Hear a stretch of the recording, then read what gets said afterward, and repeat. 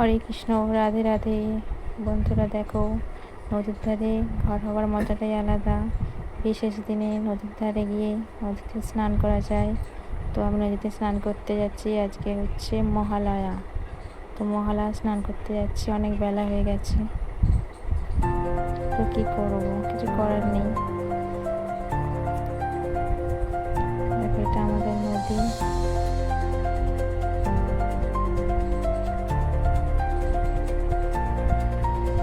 কত সুন্দর না নদীটি। এখানে আসলে আমার মন ঠান্ডা হয়ে যায়, খুব শান্তি লাগে। অনেকে এখানে এসে বসে থাকে। নদীর হাওয়া এত সুন্দর লাগে, মন শীতল